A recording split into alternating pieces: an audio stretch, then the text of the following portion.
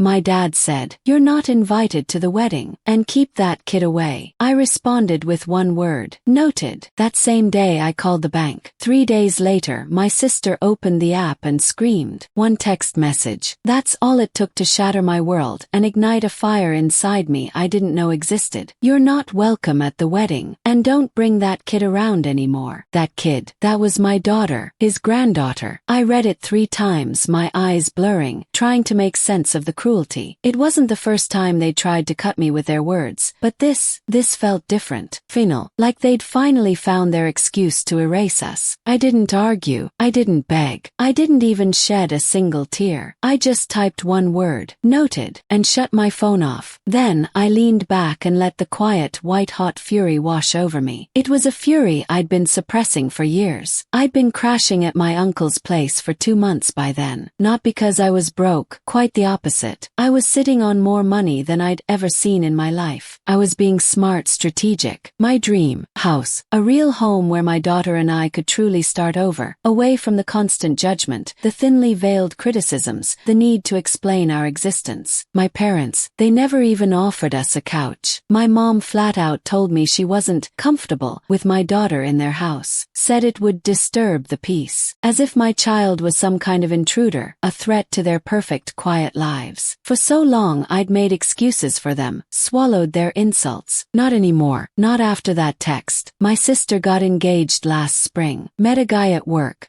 He seemed nice enough, but together, they were planning a wedding that screamed way out of their league. A celebration that would easily cost more than most people earn in a year. My parents, naturally, were ecstatic. Finally, a daughter doing things the right way. And guess who they expected to foot part of the bill? Me. Not asked, expected. I had the money, didn't I? So, I agreed. 10,000, I said. Clear one-time contribution. That was the deal, ironclad. Or so I thought. Then the floodgates opened. Dress fittings, cake tastings, venue deposits. Felt like everything was happening to me, not with me. I was supposed to be the bottomless ATM. The real kicker came when they added me to a joint wedding account for transparency. What they conveniently forgot to mention was that they'd already started siphoning money out of it. One day I checked the balance, and my blood ran cold. They'd bought a brand new car for the happy couple. With money I hadn't even fully committed to giving. I called my mom, my voice shaking with disbelief. She told me I was being selfish, said I could always make more money, but my sister only gets one chance to live her dream. That night, perched on the edge of my uncle's guest bed, staring at that account, I did one thing. I moved every single cent back to my own main account. It was still in my name after all. They just never imagined I'd actually dare to use it. 3 days later, my uncle walked into the kitchen with this unreadable expression. He'd just gotten off the phone with my mom. "Did you do something to the account?" he asked, his voice careful. I simply nodded. He said my sister had opened the app while dress shopping. Full-blown meltdown. In the middle of the boutique, the venue deposit bounced. The wedding planner had already stopped taking their calls. The panic had officially begun, and I didn't lift a single finger to stop it. By the way, if you're still hooked on this roller coaster ride, make sure to hit that subscribe button. I promise, there are even more wild stories heading your way. After I drained the account, 2 days of eerie silence passed. Then the detonation. My uncle, bless his heart, gave me the play-by-play. My sister was at a high-end boutique, standing on one of those plush velvet pedestals, in front of a massive mirror. She was wearing the $6,000 gown she swore would make her look like royalty,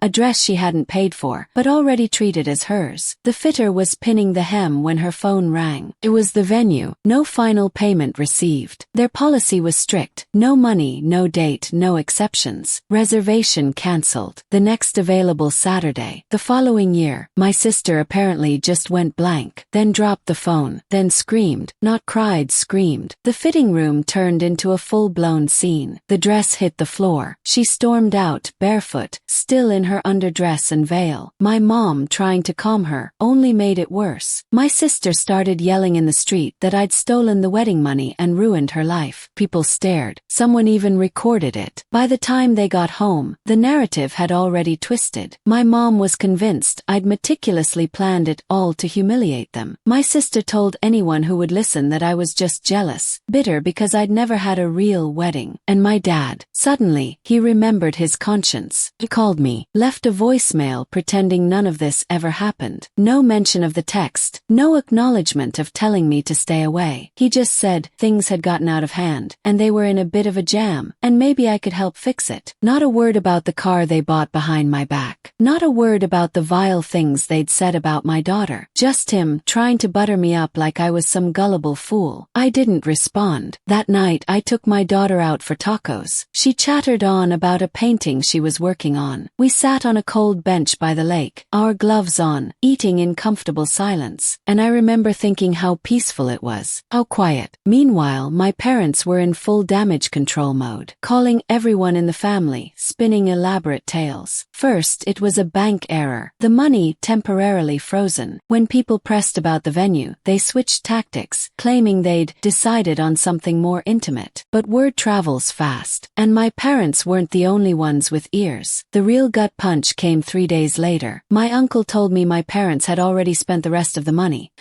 I didn't even know existed, on the car for the newlyweds. They figured I wouldn't notice until it was too late, and by then I'd be too guilty to pull out. That's when it truly clicked. They didn't need my help. They needed my silence. They needed me to be the malleable one, the one who never asked questions, never set boundaries, never dared to be inconvenient. For years I played that role, but not anymore. Now my sister had no dress, no venue, no plan. The wedding was 4 weeks away. I was sitting on the porch with my uncle when my dad called him. He put it on speaker. My dad tried to get him to mediate, to tell me this wasn't how families should function. My uncle, without missing a beat, told him flat out, families also don't treat one child like garbage just because she didn't marry a man they approved of. He said they were reaping what they'd sown. For the first time in weeks, I felt a lightness I hadn't known I craved. I didn't know how the wedding would shake out, or if it would even happen, but I knew one thing for certain. I was finally, unequivocally, out of their reach. By week 2, they were officially drowning. I wasn't directly watching the meltdown, but somehow, every detail found its way to me. Not because I asked, but because people couldn't stop talking. Screenshots, forwarded voicemails, whispers from extended family. Everyone wanted to know what was going on, though most knew better than to ask me directly. The wedding was 3 weeks away. Invitations had gone out months ago. Save the dates were ancient history, and people had already booked flights and hotel rooms. My sister's Instagram still flaunted that obnoxious she said yes highlight reel, champagne toasts. Her fiancé lifting her up on the beach like a low-budget Hallmark movie. But the real story, it was crumbling behind the scenes. The dress.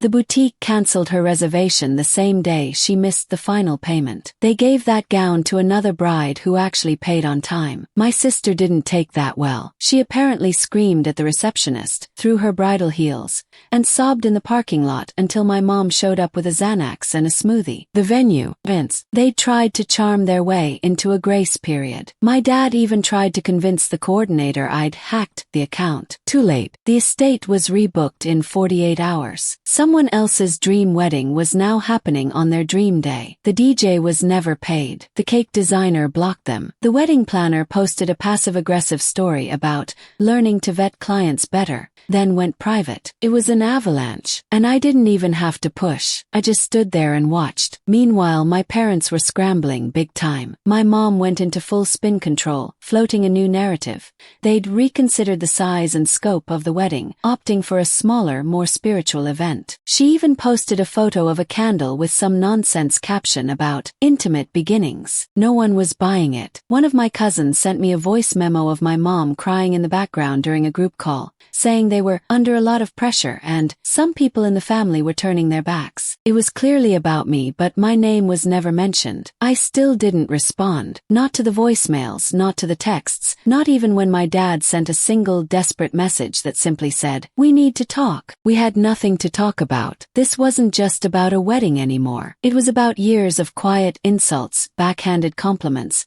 and fake support that only lasted as long as I was doing exactly what they wanted. I said no once, just once, and their entire house of cards collapsed. They tried again, of course. My sister emailed me a long, rambling letter with the subject line, "From one woman to another." She talked about reclaiming our bond, said she knew things had gotten off track. But family is forever, right? Family is forever. Unless that family includes a child they consider defective because of who her father is. A child they never wanted in their house. A child they talked about like a problem instead of a person. She ended the email with a brazen list of what still needed to be paid. Venue, rentals, officiant, hair and makeup, totaling just over $19,000. She said if I could just help with this one last thing, she'd never ask again. I didn't reply. I forwarded it to my uncle. He called me 10 minutes later, laughing so hard he could barely breathe. Apparently, even he was getting tired of their delusions. He told me my mom had shown up at his house uninvited, trying to guilt-trip him into helping. She said if the wedding was cancelled, it would be a stain on the whole family's name.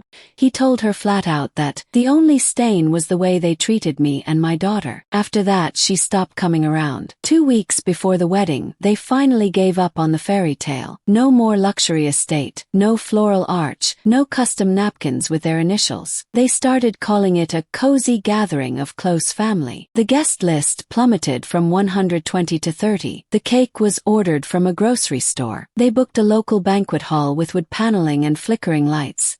The kind of place that smelled faintly of desperation. People noticed, people talked, and still not one of them apologized. Not once. They didn't just want money. They wanted obedience. They wanted me to come crawling back to prove I needed them. But I didn't. And they were finally, agonizingly, starting to realize it. A week before the wedding, the final wave of invitations went out. In reality, they were cheap, last-minute printouts that looked like something you'd make on a free template at the library. No lace, no gold trim, not even a return address. Just a vague message about a private family celebration at a venue no one had heard of. My uncle got one. My cousin Amber got one. Even my dad's old boss from a job he left 7 years ago got one. But not me, and not my daughter. That wasn't an oversight. That was deliberate. That was them saying officially and publicly, "You don't belong here." It didn't even sting. Just made everything crystal clear. This wasn't about a wedding anymore. It was about control. They needed a scapegoat, someone to blame for why everything had fallen apart. I made it easy by refusing to play along. I became the villain in the story they told everyone else. But what they didn't count on was how terrible they looked when the truth started slipping out. People started asking questions. Why wasn't she invited? Why did the wedding move from a lakeside estate to a windowless banquet room next to a strip mall? Why were the bride and groom driving a brand new car when the wedding budget had supposedly disappeared? My cousin sent me a screenshot of a Facebook comment from someone we were loosely related to. It said, "I hope they didn't use the sister's money for that car. That would be disgusting." No one replied, but the comment didn't get deleted. Meanwhile, my uncle was livid. He went straight to the group chat my mom had created for family logistics and wrote one line. "So, your granddaughter isn't good enough to be in the same room as you now." My mom left the chat instantly. My dad never responded. No one defended them. A few relatives quietly messaged me to say they were sorry, that they had no idea things had gotten that bad. One aunt even canceled her flight out of pure disgust. That meant more than anything. But the twist I absolutely did not see coming, arrived 2 days later. It was a Tuesday, cold, gray, uneventful. Until my uncle told me my sister's fiancé's parents, people I'd only met once, who had barely acknowledged me, were coming over. I figured they were there to smooth things over, maybe defend their son. Instead, they walked in looking like they'd rather be anywhere else on earth. They sat at the kitchen table. No small talk, no fake smiles, just a manila envelope and a long, profoundly uncomfortable pause. Then the mom spoke. She said they hadn't known the full story, that everything they'd heard came from my parents and my sister. They were told I'd pulled out of the wedding out of spite, that I was bitter, unstable, trying to sabotage things. But apparently, the truth had started started to spread. The groom, my almost brother-in-law,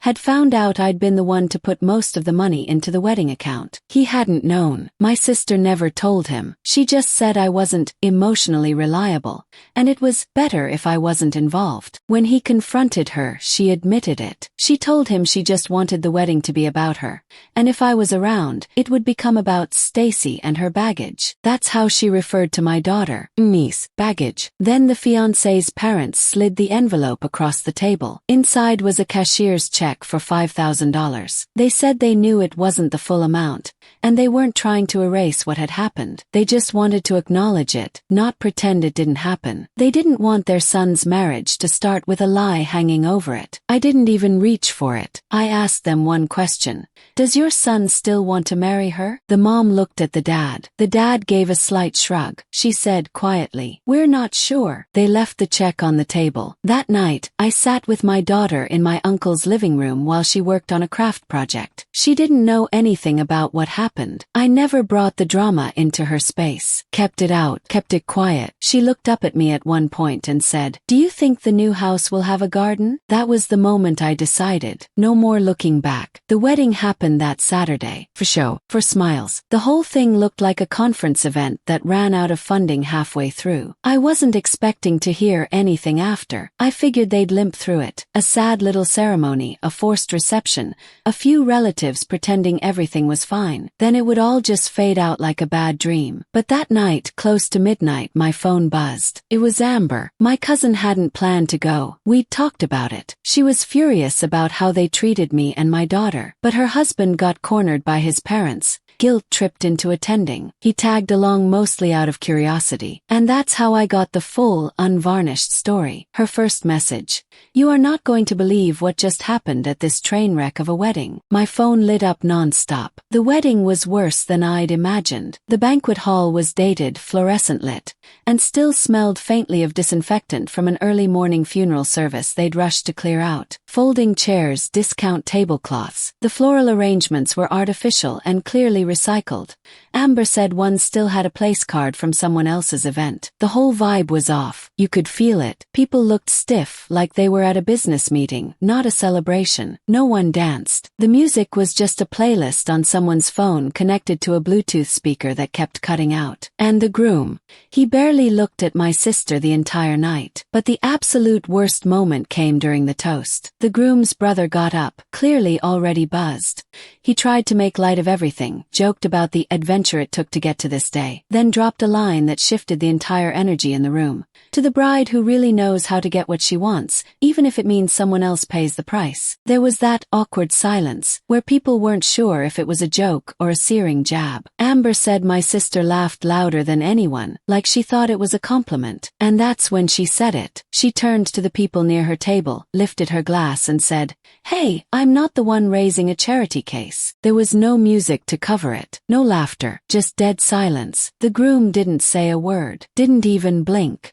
He just stared at her like he didn't recognize the person sitting next to him. Then he stood up, calmly placed his drink on the table, and walked out. No announcement, no excuse, just gone. For a solid minute, no one moved. My sister tried to laugh it off, mumbled something about him needing air. But even she knew she'd crossed a line. My mom's face turned gray. My dad looked like he wanted to melt into the floor. 15 minutes later, Amber saw the groom outside, getting into his car alone. He never came back. Guests started leaving not long after. Some tried to keep it polite. Others didn't bother. One woman from my dad's side muttered, "Well, this was a mistake," and walked out with her husband. The cupcakes came out, but nobody touched them. By the end of the night, the room was half empty. Leftover food sitting untouched, centerpieces sagging under dim lights. The next morning, I woke up to a string of stories and deleted posts. One person uploaded a blurry photo of the bride sitting alone at the head table with a caption,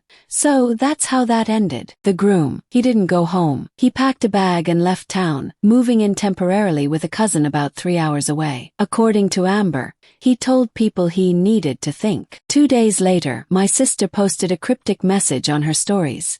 black background, white text. Sometimes people break your heart just to show you who they really are. No apology, no ownership, no mention of what she said. Just another round of pretending to be the victim. But word got around fast. What she said about my daughter wasn't just cruel. It was unforgivable, and people knew it. Even the relatives who usually defended her started pulling away. She tried to control the narrative again, but the damage was done. And me, I didn't say a word. I didn't need to, because for once, the truth did all the work for me. They'd finally exposed themselves. 3.5 weeks after the disaster they tried to pass off as a wedding, I closed on the house. Not just any house. Bought with my own money, under my name. Free from anyone's signature or strings. No co-signers, no fake smiles, no backdoor manipulations. Just me and a deed with my name on it. It wasn't massive, but it was beautiful in all the right ways. 3 bedrooms, a big window over the kitchen sink that caught the morning light. A fenced yard with an old maple tree, already begging for a tire swing. My daughter called dibs on the smallest room and said she wanted to turn it into a sun lab, whatever that meant. She said we needed a wind chime. We bought 3. The day we moved in, my uncle helped carry the last box up the porch steps. My daughter opened the front door herself, ran inside and yelled, "We're home!" like she was casting a spell. I didn't cry, but it felt like something inside me finally exhaled. Deep cleansing breath. I never told my parents we bought it. They found out anyway. My uncle sent them a picture without asking me first.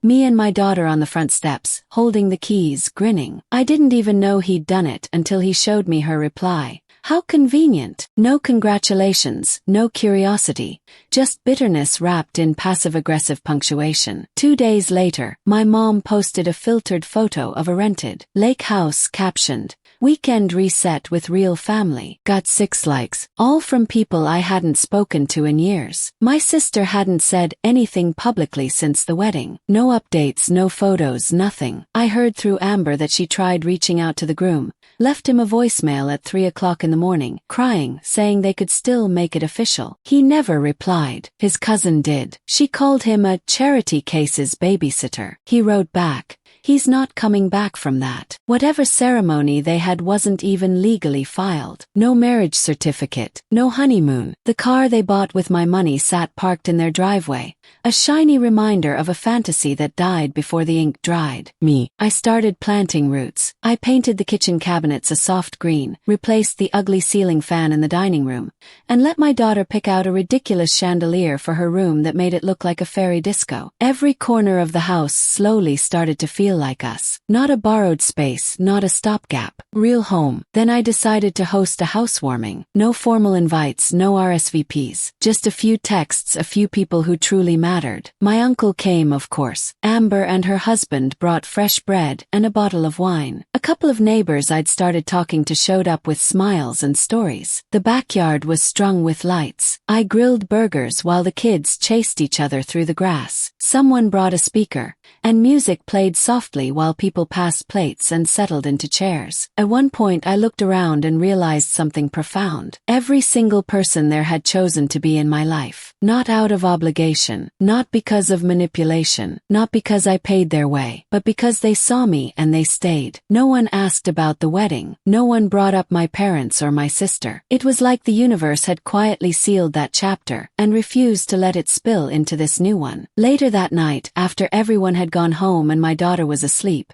I sat on the porch with my uncle. We didn't say much, just looked out into the yard, the lights still glowing faintly. Then he said, "You built this from nothing. You know that, right?" And I did. I knew it down to my bones. I remembered every night I stayed up, wondering if I'd ever truly get out. Every phone call that ended in guilt. Every time I let them make me small to keep the peace. And every single time they looked at my daughter like she was a burden instead of the absolute greatest gift. Now here we were, unapologetically out of reach. As for them, I know they saw the photos. Porch, lights, people laughing. I know they saw the caption I wrote under one picture. Home. Finally. They didn't like it. They didn't comment. But I know they felt it. And I hope it burned. So tell me, if you were in my shoes, faced with that kind of betrayal and manipulation, would you have done the same? Or would you have found a way to forgive? Let me know in the comments below.